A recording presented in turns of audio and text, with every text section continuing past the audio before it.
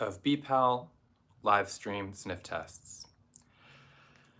It is I, Tom, currently speaking to no one, not even my frequent co-conspirator, Galen. I'm here by myself today to sniff selections from our Lupercalia collection 2025 babies. No one has joined the live stream yet, so I am only speaking to you in the future who has joined out of curiosity to find out perhaps what these perfumes smell like, or what in the world I'm doing wearing this top.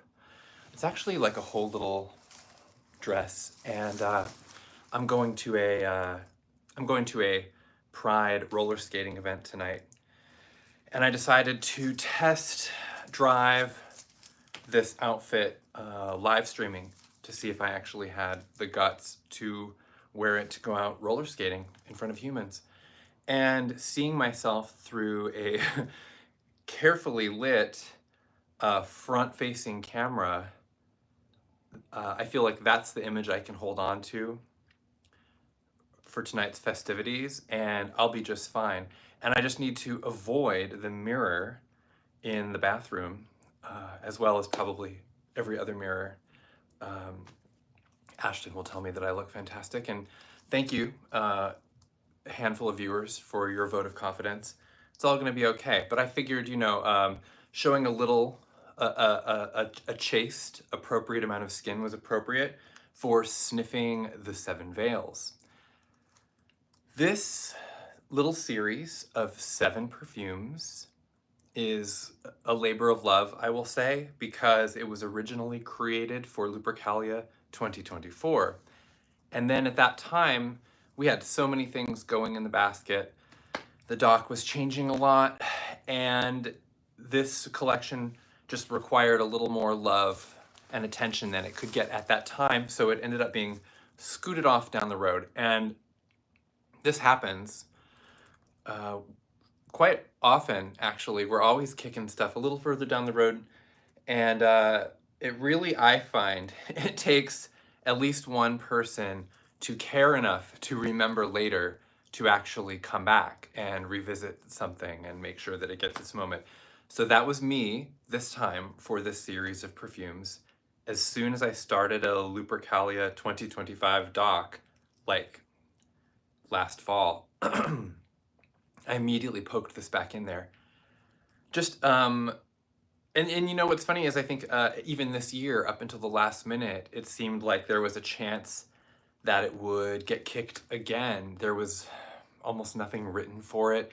We had the concept, Beth and I had talked about the series and the inspirations and everything that it could be, but like nobody was really getting in there and writing it into creation, or I had already made labels for this last time around, so we already had the art, and in a way that's good because it seems so easy to just like revive it, and on the other hand, you have a whole year left to decide that none of that works, or to, also there's no fresh creative vibe. Like sometimes you find the art and it sparks something, and then that's what gets you to write. This art had been sitting around in a folder for over a year already. So, I, you know, pushed a little bit, and up until the very last day, I really thought that it was going to get cut. And in fact, Beth had asked me for, you know, we collab a little bit on sometimes, and we had talked about the idea of like fabric scents for Salome's veils. We talked about different themes related to like the 7 veils and how the number 7 is extremely potent in terms of symbolism and magic and the occult and alchemy. And overall, it was like, how do we make this as beautiful or as interesting as it deserves to be? Because if we can't, maybe next year. So I got in there and like scraped together some scent inspiration stuff that I would like poke at her, and then she would poke stuff back, and like the document got beaten into shape. And I have to say that I was extremely excited that it came about to fruition, but then also, until I got the scents in the mail, I honestly had no idea what they could possibly smell like, because she had gone, like, carried the football across the, what is it? I'm terrible with sports metaphors. Is it into an end zone? Is there an end zone? Anyway, it was Beth's football at that point, and she had to just go in and put her artistic stamp, like just like make it all happen. And as so often is the case, I get this box in the mail that informs me, the contents of the box informs me what we have actually done and and who will want it. And so in this case, I was kind of nervous to smell these because at this point I felt like I had put a lot of like importance on this and I needed it to work out. This feels starting to feel like a therapy session. So I introduced myself. It's like a recovery meeting. Suffice to say, this is an incredibly special and magical collection that I thought might get a little buried because Lupercalia is all about, it's like the raw sexuality and the madness and the sweetness and all of these things related to love and desire. And the Seven Veils is a little high concept. So we pulled in the fact that Oscar Wilde had this dramatic Salome production, including the artwork that we've been using, which is actually Oscar Wilde in drag as Salome, captured in photograph, beautiful historical photograph. And then also these 7 stages of classical alchemy, which have been interpreted in so many ways by zillions of people, whether for like occult or artistic reasons. And so I felt like there was like a lot of liberty to go in and just play and honestly just create beautiful scents that are stitched together with a kind of an overlapping theme of these like veils. So there's like a fabric component to each scent. But like I'm saying, right, that's like high concept, or maybe like not any one of those concepts isn't too high concept, but like all 3 of them together, it might be like too much concept. What's like not high concept, but broad concept. And then the result is these 7 extremely specific scents. And I've been kind of avoiding doing this video with these because first of all, I love them and I want to make sure they get the attention they deserve, like save it for a good day. And also, I don't know, there's just so many other things since then that have come out. And I have, I just want to make sure that these scents actually get a good, proper sniff, even if it's just me. Galen sends his regards. I don't know how comfortable he'd be sitting next to me wearing this, because he'd probably just be in his usual snarky t-shirt. So I'm just going to go through them in the order of the veils. Normally I go through alphabetical in the order they're on the site, but because the numbers of the veils are spelled out, they're not in numerical order in the shop, which is a frustration of mine in terms of casual browsing, because you like get to it, like the category in the very first one is the 5th veil. And that's completely wrong. Reading them in order, I think, is important to kind of understand the progression of the series. So, oh my stars. I also just realized, I wonder if I can adjust this from within. I didn't set my thing to do not disturb. And I wonder if that will cause it to freeze if anyone calls me. So no one call me, and I'll talk fast. And if it freezes, I will just pick up and we'll move along. How's that? Okay, so we're gonna begin at the beginning. For those of you who don't know much about alchemy in general, which is like these ancient, spiritual, early, like proto-scientific experimentation with basically the transformation of the soul from the most like primitive, primeval elements into the golden product of like the fully illuminated, reunited with the divine being. This should not be your intro to that, so feel free to Wikipedia judiciously as you watch this video or enjoy the collection, or, and this is something that I like to do, completely disregard that context and just enjoy the parts of it that you like. I'm very aware that when people dig around in BPAL fragrances, often they don't understand the source material that we're referencing. And a lot of times they just don't even care. And I think that's lovely because when it comes to scent and scent inspiration, truly what ultimately succeeds is how a fragrance strikes a person and how it makes them feel and all of that. So don't worry about it. And I will talk about it just minimally. I'm going to focus on the fragrances themselves. So the first veil, it says Calcination, the black veil, a densely ruffled carapace of peppered ambergris, sandalwood smoke, and charred silk. So if you're not familiar with the Salome story, the Dance of the Seven Veils is allegedly the performance that she offered to King Herod in exchange for the head of John the Baptist, allegedly. Coming soon to a true crime series near you. And the idea is that it is just like a kind of a long, drawn-out dance during which layers are shed and stripped all the way down to the final, razzmatazz. We've all seen Showgirls. And if you haven't, then this outfit is kind of just a great preview. I got it at Versace. So the first veil, this densely ruffled carapace, is kind of imagined as like the great exterior layer. And it is like, you imagine if you're watching like a lip sync competition or some great performance like that, where someone comes out in like a really big outfit and you just know that as soon as the song kicks into drive, like the outer layer is coming off. It's a reveal. You clock the reveal. You know it's coming. So the first veil is the pre-reveal look. Nothing has come off.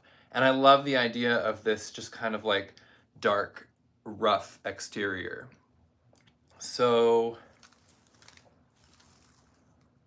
okay. So this is where of course, when I got this box in the mail, I smelled this one first to see how I had read the sentence on the paper many times. This is exactly right to me. It is reminiscent of the black silk orchid that we did from when we did the silk flower series for Lupercalia a few years previous. This is moodier, darker, a little rougher, and yet it is so soft. It's just got like, it really reminds me of like a black and gray tattoo. Maybe I've been watching too much Ink Master on Pluto. I've been binging a lot of Ink Master lately.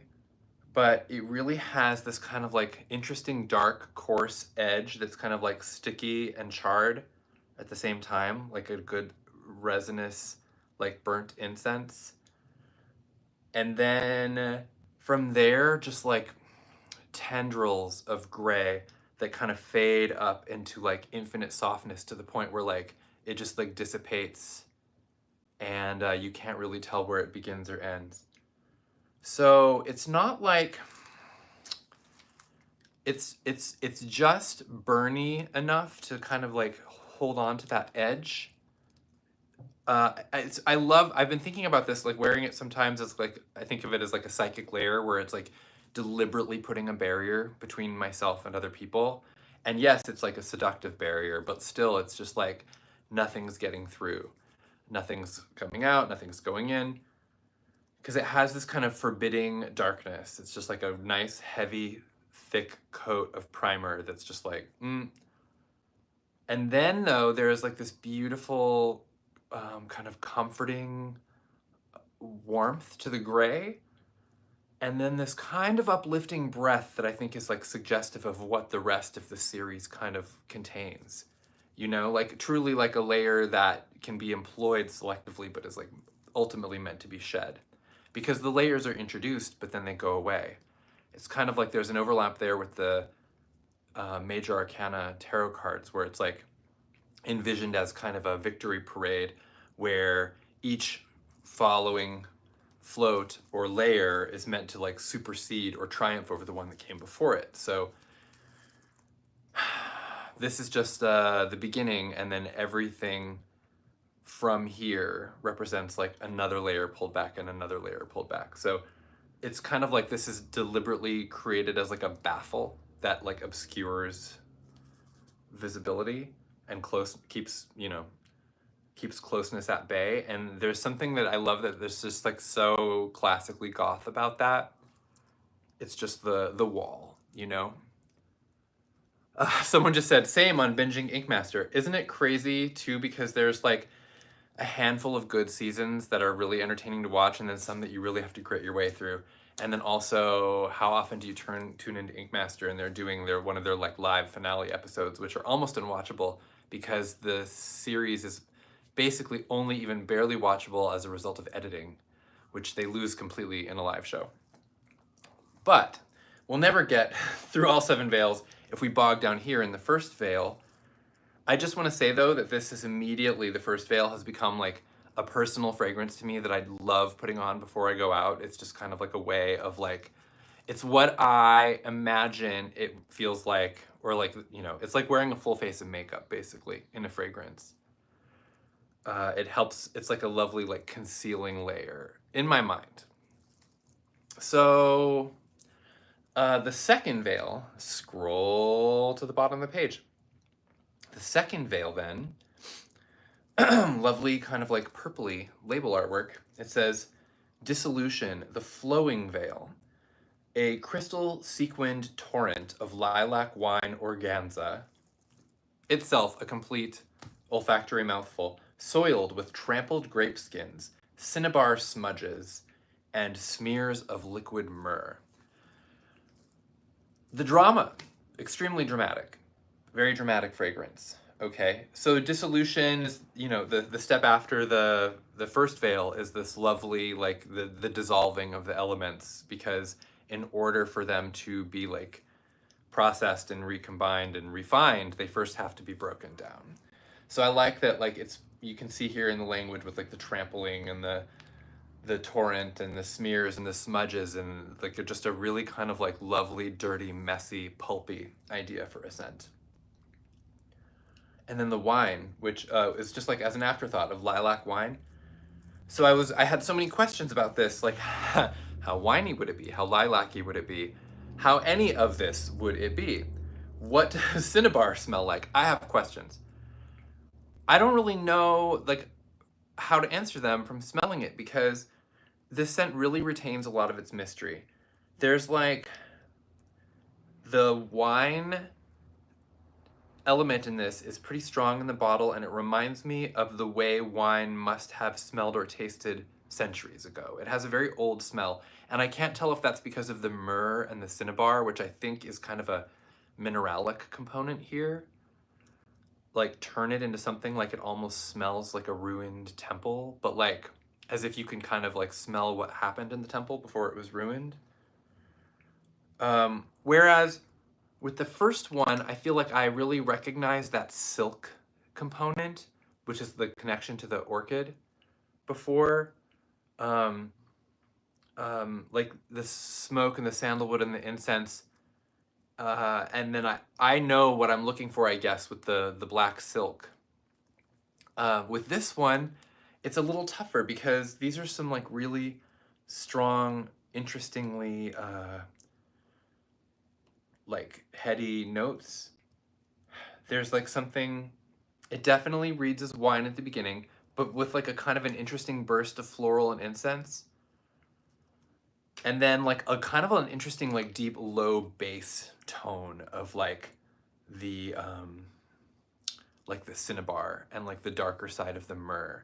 So it reminds me a little bit of the Ritual Master perfume that we had done for the Skeksis, except for that one smells so much more evil than this. This one just weirdly smells like something sacred that has been defiled or deconstructed. And then on the skin, I forgot to say this, there's almost, I think mixed in with this, what I get from it is it reminds me a little bit of like, there's almost like an olive note that might be the wine, like that. It's just like that deep, dark, like almost like brininess, which I kind of remember from the the olive wreath scents from Pride last year, where Beth was so worried about them smelling like a pizza, and they didn't, and neither does this. But there is just something like that of this again, things just kind of like spilled across the table. And there's maybe like just a hint of like something salty. On the skin, I will say it smells a little more fabricy. But again, kind of just as like a conveyance for these other various notes. Like everything is kind of ground into it. No, it doesn't give off like, it's not like the cotton smells where there's just like this really recognizable fresh cotton smell. Here I'm getting like, it just like definitely smells kind of like gritty and a little fruity, but not in a sweet way. And just like the morning after, like one hell of a crazy party. Kind of like morning after Eyes Wide Shut or morning after Suspiria 2018 climax, where they're having to clean up all of like the blood and dance juice. Really fascinating. Like, for being kind of strong and heady, it has a lot of impressive subtleties. And so I think part of what I'm getting is a little bit of like that says crystal-sequined, like there's like a little bit of like a sparkle to it. So I don't know, does a description like that help anyone? I don't know, at least I smelled it. At least I tried. It's so unusual. And I'll come back to it. I guess I'll kind of do a whoop when I've gotten through the whole. I don't want to bog down too much too early. Let's go on to the third veil, which is last on the shop page for this series. Third veil, separation, the veil of distinction. A tumble of pearly pale blue chiffon shot through with slashes of white ginger and lined with ivory satin rosettes. Here's where I guess I should mention that I've been following along in the reviews of these on the bpal.org web forum, and people have been reviewing these really, I don't want to say kindly, it makes it sound like they're not good, but the reviews have been impressive, and I've loved reading everyone's take on them, and people seem to have very, especially with this one, very different impressions of what they're smelling, and I think that is so cool. Because I had my own specific impression when I first smelled this, and I'm loving reading reviews that like basically don't even match what I think that I'm smelling. So in terms of the veil of distinction, it's like everything was dissolved and now it's being like divided into more specific purifying elements. And because this is like a scent of delineation and purification, it needed to be like a little harsh, hence like the slashes of white ginger. You know, you have like the airy like subtlety, but then also you've got like the like intensity of clear delineation. So when I smell this, here's another one where I like, first of all, I definitely get like the chiffon. I do not know what is making it blue. Maybe, would I have thought that if I had not read the description? I have no idea. But I definitely smell two things. I smell the like ivory satin rosettes. Like there's definitely like a white rose scent here. And then the ginger is so fascinatingly like biting. Like a really interesting kapow of bright, warm, stabby ginger. It's like spicy, but not in a hot way. I don't know, fascinating.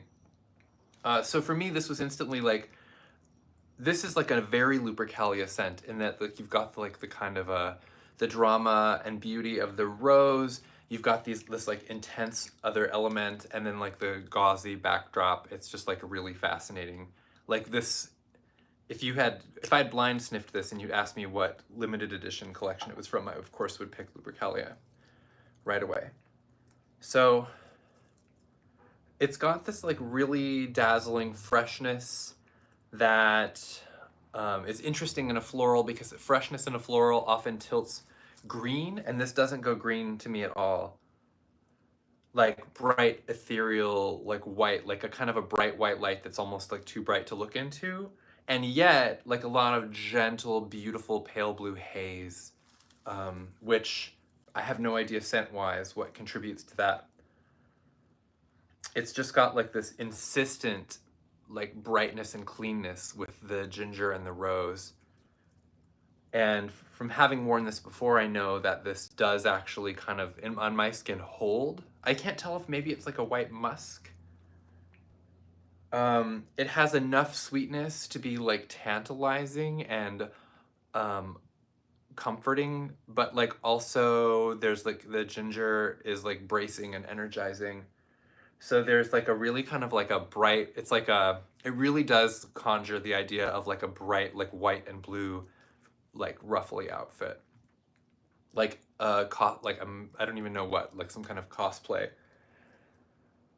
So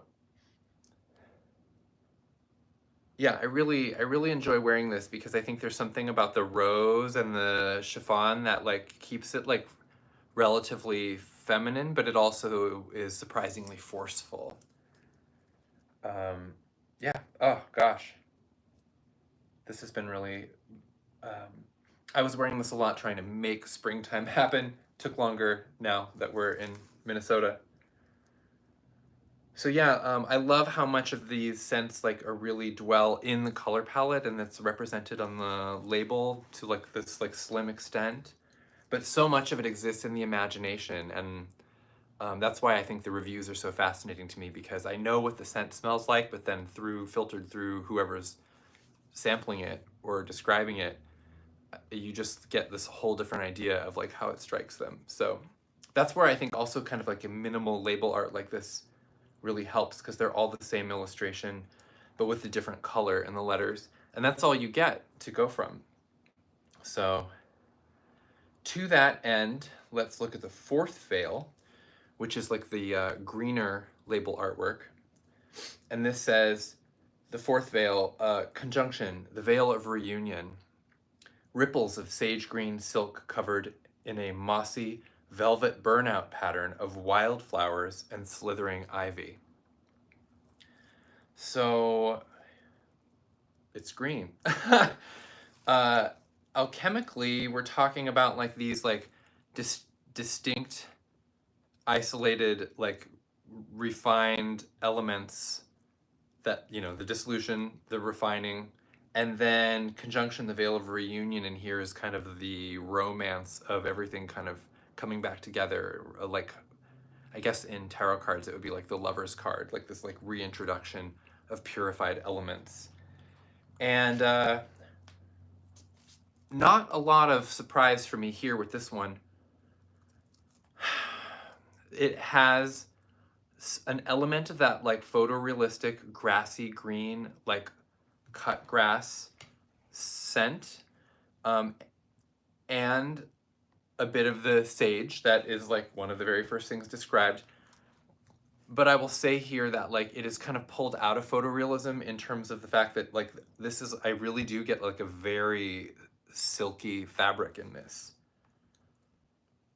It feels like dark and cool and damp, like the grass under the swing.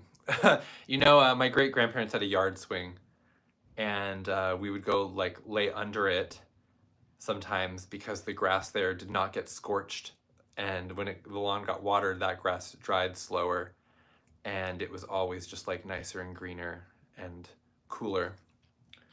But yeah, so this is like very green. So if you're a green lover, if you're not a green lover, I don't know how on earth you could cope with this. But I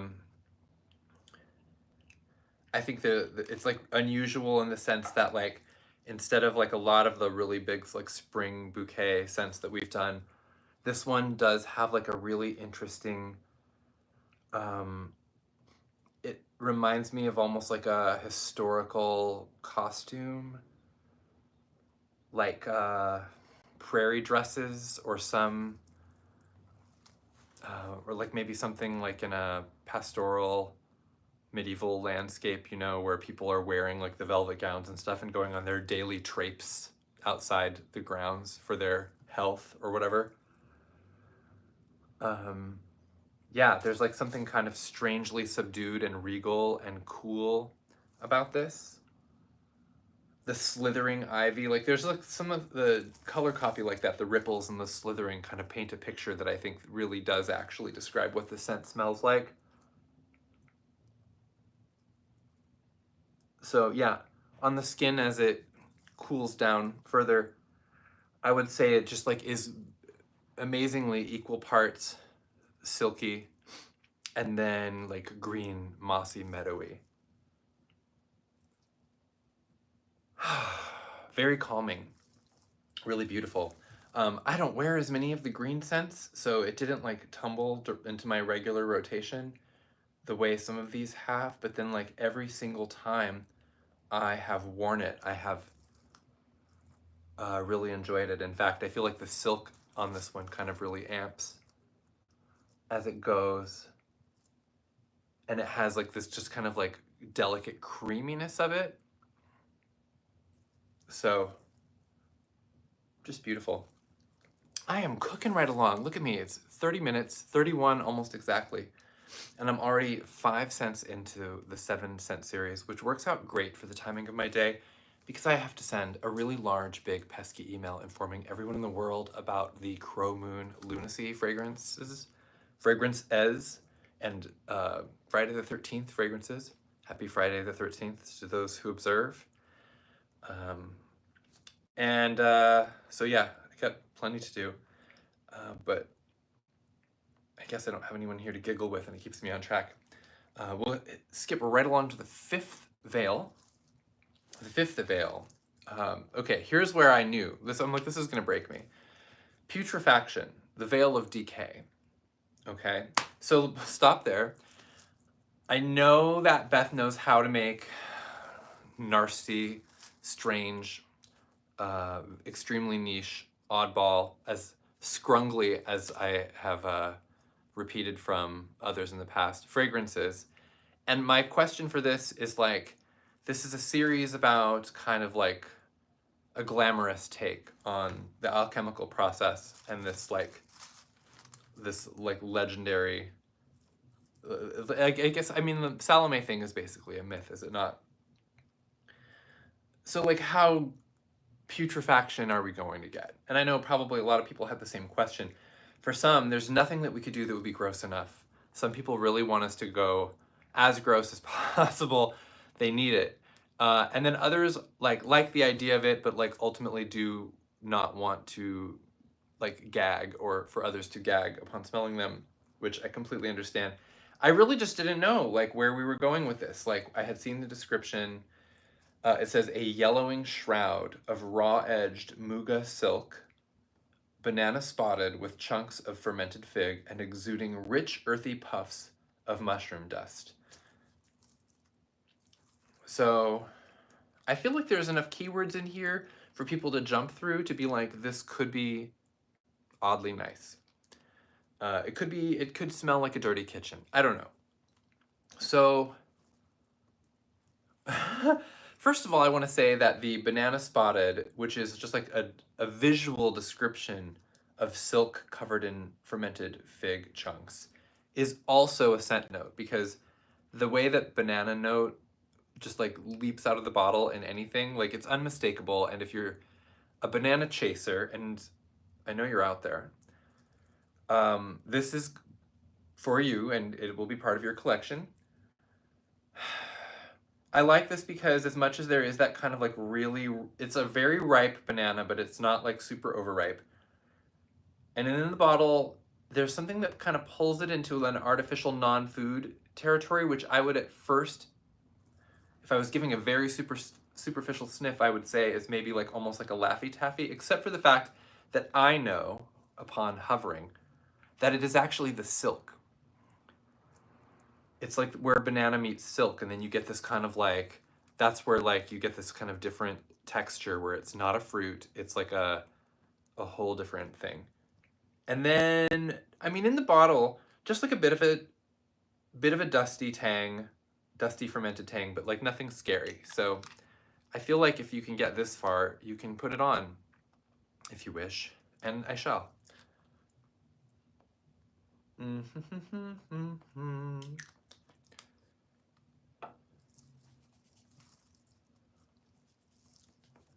immediately kind of like a rich, spicy, jammy fig kind of poking through. And I like that there is like definitely, I don't know how much of it is like spicy versus dusty. Fascinating. So we're not talking about like a really, really richly like sour fermented or like rotten smell. We're talking about like dusty, earthy, silky banana with like the added like sticky brown sweetness of the fig. That's basically it. I know from wearing this that it does not last very long on my skin. I don't have a problem with that because I can reapply this as often as I want, basically, and I don't know how on earth I would ever run out of it. There's a whole 5 milliliters is a lot of, banana oil. I do like. I mean, it has like a pleasant funkiness that I don't even know what I would compare it to other than maybe kind of being in that one aisle of the health food, like the co-op where everything is in the bins with scoops and everything is mashing together in a way that is like not palatable but not unpleasant. And the banana is like taming itself actively to where it really is just kind of like contributing to the color palette more so than the overall, thrust of the scent. An earthy, dusty, yellowy fig scent, if that makes any sense. So I like this because this is like, kind of like in the middle of the alchemical process, you have like everything that's impure that's left over, just like rotting and falling away. The alchemical process really loves that kind of like rise and fall, like the twists and turns, so that it's not like a straight path necessarily that any like being takes. The refinement of the soul described in the alchemical process is full of surprises and unforeseen results. To accept and undergo this process is to not to like willfully decide what you will become, but to surrender to the process. And there is like death and decay wrapped up in it in ways that perhaps you would not have voluntarily accepted at the beginning if you knew about them with your pre-transformation brain. And that's life, baby cakes. So yeah, it's nice. Surprisingly mild, and I feel like we're gonna maybe get some complaints from people who were hoping that it was gonna be scrunglier. But I have good news for you. You can always go roll in the garbage. That scent is available to you through independent means and various organic processes. So let's head right into the sixth veil. The sixth veil. It's got a kind of an orangey tint. Now, like we got some Roy G. Biv going on in the labels here, which I think is cool. Not a Pride season tie-in. I did not know I'd be waiting until June to sniff and promote these, but it is nice. Sixth veil. Distillation, the veil of steam. Condensation, gathering in clouds of tulle. White tea, aqua vitae, rosemary liqueur, and bourbon vanilla. Okay, so here in the process is where you have, it's like the last blast. It's like when the washing machine is doing like the last spin cycle to like get any and all moisture as much as possible like out of them clothes. Like we're really getting things down, like whittling them down. All of the putrefaction has fallen away and we're just like fine tuning.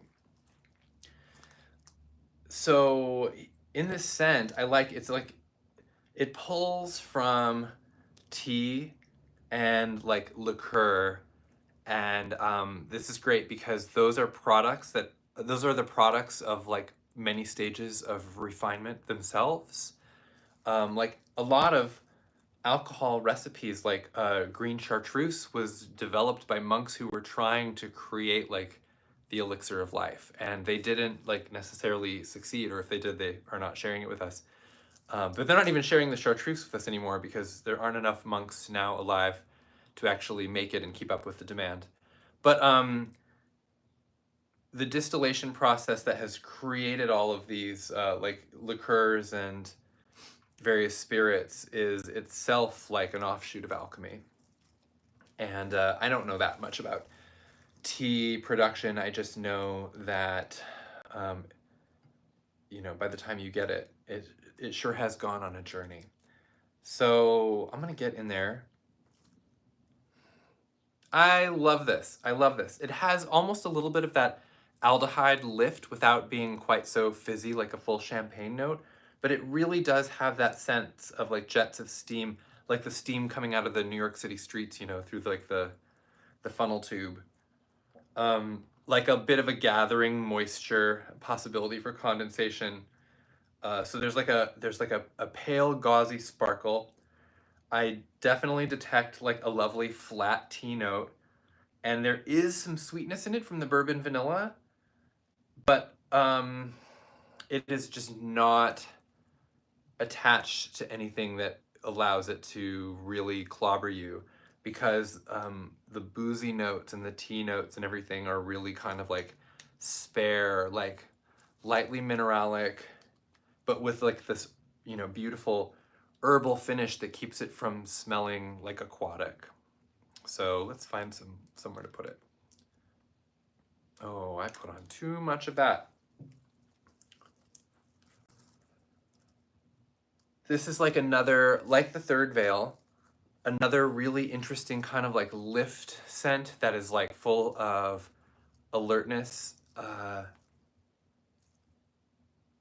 You know, aside from the fact that it has all of these alcoholic references, there's a kind of a like a lovely delicate sharpness to it, quite soothing, but not, and but like there's like it's like it is like I guess kind of nice and like reassuring and affirming, but it's not like soporific or saccharine.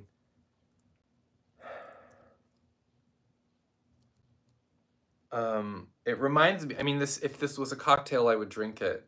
Do not drink the perfume. That vanilla really contributes to the breath, I think, of the steam, giving it like a tonal quality again that kind of fishes it out of being just like a purely aquatic mineralic experience, and like brings it into the kind of like the human world. It like as I'm smelling it, the smell kind of like lives in the back of the sinuses, like it just wants to like rise and spread. Very clean without calling too much attention to itself. I feel like a lot of clean scents these days have been ruined by the fact that every bath and beauty product imaginable wants to smell very clean, and it has thrown everyone's associations with some of these scent notes like way off. Because not only do these products like smell very clean, but they're often like very, very over scented in a way that I think makes people like recoil and covers, you know, thousands of sins. And this actually is like beautiful and clean and herbal in a way that makes me want to like lean in and like listen closer, and I think that's great. I don't, it obviously, because of like anything kind of herbal and fresh, like someone might think that it's just your body wash, I guess. But God, if it was, I wouldn't mind. Yeah, like the condensation aspect of it really does. It just gives it this like kind of like like the faintly mineralic quality. Beautiful, clean, and steamy. Like like a cool steam, like fog machine, but not smelling like the fog machine juice. Okay, so I only have one of these left, and then I'm gonna stop talking for today. Maybe altogether. What else is there to say? The nice thing about roller skate night is there's not a lot of talking, so I'll be doing that. The seventh veil. So here we have the finished product of the alchemical process, coagulation, The veil that lays bare. Bare skin visible through a glittering web of blood-red garnet beads strung on threads spun from filaments of pure gold. So this is like the seventh veil, and I like theoretically in the dance of the seven veils, this is the last one to go. And it's like the sheerest one, it's the most revealing one. It's like basically by now you're already almost naked, but not as naked as you're going to be as soon as this one comes off, right? I like the idea that there is a kind of like an unspoken eighth layer that is like the being, that is like the result of this process, but there's not a perfume for that. So this is the end of the road as far as veils go. Bare skin, glittering web of blood red garnet beads, strung on threads, spun from filaments of pure gold. I feel like if people are familiar with BPAL and the way that Beth does scents, then you're probably going to be fairly primed for what this smells like. In the bottle, oh wow. So two thoughts happening at once, freshly upon sniff, is you've got that kind of like bright metallic gold scent, and you have like an interestingly dark blood musk. And those two things are really kind of like twining together in an interesting way. It's like almost like a duet in that way. I don't know how many components are really in this, but like there really is kind of like a simplicity to this scent. Oh, I guess now, and it's funny, the simplicity, because I forgot that now that you mention it, there's like the blood musk, but I think I also smell like a skin musk. In the bottle, it's just very easy to miss that last part because of how bombastic, you know, attention grabby the other notes are. But now that you mention it, I can smell that absolutely. There is like, it's funny, it's like that your skin but better note that people are always chasing, and then we just like buried it under blood and gold. But that's what kind of makes it extremely regal. There's something of like, there's like that triumphant quality to it, and also I want to say kind of like that bitchy, like evil queen haughtiness that I think is appropriate for a notorious figure such as Salome, regardless of whether she has been infamed by her association in this legend. Who's to say? We have not spoken at all in this video about Tom Robbins' skinny legs and all. This was not an inspiration for the series, although Beth and I have read the book, and I just loved the idea that this would be kind of like interesting for people who do love that book. And then I was like kind of trying to stay away from associations with it, and then he died like right as we were releasing this collection. Tom Robbins, R.I.P. You were really cool and weird, and you wrote some fun, funny, insightful, pervy books that hopefully people will be enjoying forever. But yeah, there's a really imperious quality to this because of the blood and gold, but it does kind of just sit beautifully on the, it's reminding me a little bit of like The Substance with Sue, the character Sue in The Substance. She spends as much time like naked as possible and also just reveling in her own beauty. That scene where she's got the beautiful dragon embroidered like blue robe and is just excited to, it's like you almost only put it on so you could take it off. Yeah. It just kind of highlights like the beauty and the danger of nudity in a way that actual nudity does not. Because often nudity in real life, as experienced in a mundane way, is quite boring. It's not that exciting to be naked. Most of us do it all the time. So I like that it's like art and fragrance and all these other components like we have to like remind us of like the possibilities contained in nudity. Because otherwise we'd be like, I don't know, this, like I have this all the time. So, it really, the musk, the blood musk, I like that it kind of sweetens up a little bit on my skin anyway. And kind of establishes dominance. This doesn't paint like a really beautiful, illuminating picture ultimately. Like, this is like the product of like refinement, but it's not like necessarily like a fairy tale ending. And in fact, it's like, you know, you finish the alchemical process and like what you are then becomes like prima materia for some additional, as yet unforeseen, certainly not previously imagined alchemical process, like just going around the cycles. So you can see, you know, with it's like a gold mesh. I had to do it. Seemed to make sense. So that's the 7 veils. Oh, I will always return to that first one for personal reasons. This is the one. This is my favorite. If anyone just could only buy one from this collection, that's the one that very obviously I would say, just do that. It's goth, it's glam, it's mysterious, it's forbidding, it's seductive. You can't go wrong. From there, it's truly a matter of taste, and these dip into so many different slices of scent family, despite having some kind of common undercurrent, that it's like I can't even really believe they're all part of the same series. Second veil still holding in a kind of like a winey, almost like a indolic area, but like low key, just like filthy, trampled. You woke up in the gutter, you look great. Third veil, the roses have gone a little soft. The ginger's retreated a little bit. It's almost like crumbly, powdery, but it's never fully gonna fall apart into like baby powder because there's just so many other things going on there. Smelling that green, like I said before, it's holding strong. It's like surprisingly just like green and sagey and silky. Fifth veil, hanging tough with the fig, and the fig is like, I think, a little less overpoweringly sweet than in some sense because of the mushroom dust, which is nice.